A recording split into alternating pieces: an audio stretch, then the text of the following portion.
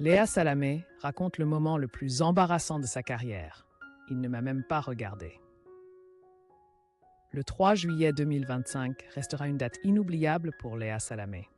Ce matin-là, la journaliste de 45 ans a officiellement tourné la page de son aventure à la matinale de France Inter, une émission qu'elle a animée et marquée de son empreinte pendant 11 années. Un chapitre se ferme, un autre s'ouvre.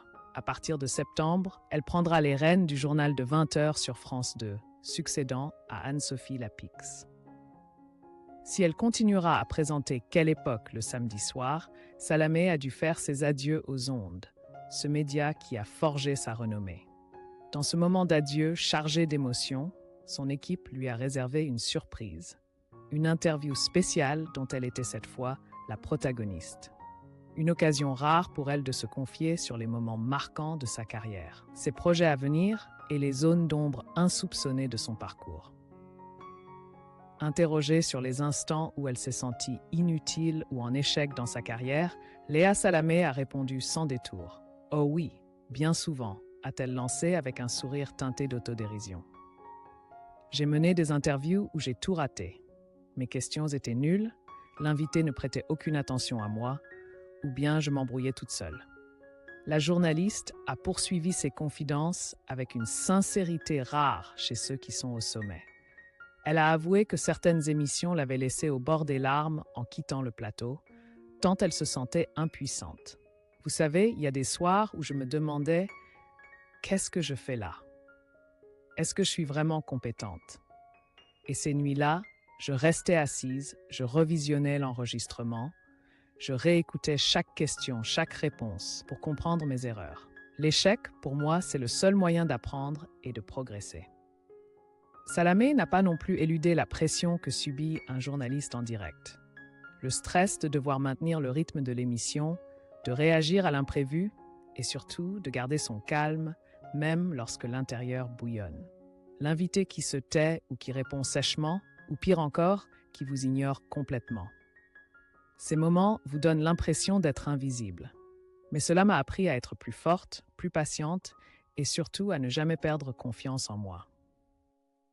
Avec humilité et soif d'amélioration, Léa Salamé a transformé ses faux pas en tremplin vers le succès, comme elle le reconnaît elle-même. Les moments où j'ai échoué sont ceux où j'ai le plus appris.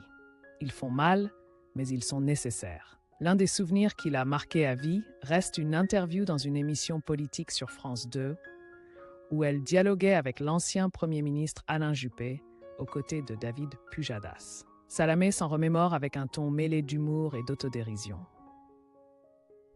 C'était horrible. Je venais d'intégrer l'émission politique avec David. Je posais mes questions, mais il ne me regardait même pas. Il répondait uniquement à Pujadas. J'essayais de faire la maligne, de sortir des formules brillantes histoire de briller, mais c'était complètement à côté. Un fiasco. Ce souvenir reste gravé dans l'esprit de Léa Salamé, non seulement à cause de la gêne ressentie en direct à la télévision, mais aussi parce qu'il a marqué la première fois où elle a perçu de façon si nette la dureté du journalisme politique. Je me suis sentie minuscule, invisible sur un plateau où tous les regards semblaient dirigés uniquement vers mon collègue. Chaque seconde passée sur ce plateau me paraissait interminable, et je ne souhaitais qu'une chose, disparaître. Mais cette chute fut en réalité une précieuse leçon qui permit à Salamé de grandir dans sa profession. Elle comprit que la véritable pertinence d'une interview ne réside pas dans des formules brillantes, mais dans la capacité à écouter, à poser les bonnes questions et à atteindre le cœur du dialogue. Après cet épisode, je me suis juré « N'interviewe jamais pour te mettre en avant. Le public ne veut pas te voir briller d'intelligence.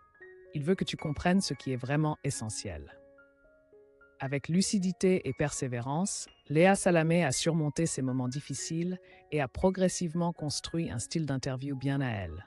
Courageux, mais subtil, franc sans manquer de profondeur. Elle n'a jamais craint d'aborder les questions épineuses ni de traiter des sujets sensibles, tout en gardant un profond respect pour ses invités et son public. C'est ce subtil équilibre qui a forgé la signature Salamé, une journaliste qui interroge non pas pour étaler son savoir, mais pour aller au bout de la vérité.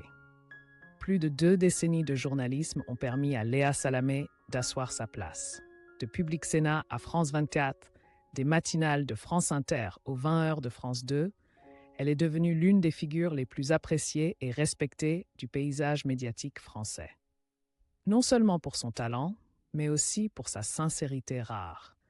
Une journaliste capable d'assumer ses erreurs pour que le public voit que, derrière l'image forte à l'antenne, se cache une femme qui ne cesse d'apprendre et de progresser. En quittant France Inter, Léa Salamé emporte avec elle non seulement de doux souvenirs, mais aussi des leçons précieuses tirées de ses instants d'échec. C'est cette richesse qui constitue son bagage pour relever avec confiance le nouveau défi de France 2. Un défi qui s'annonce comme un nouveau sommet dans une carrière admirable.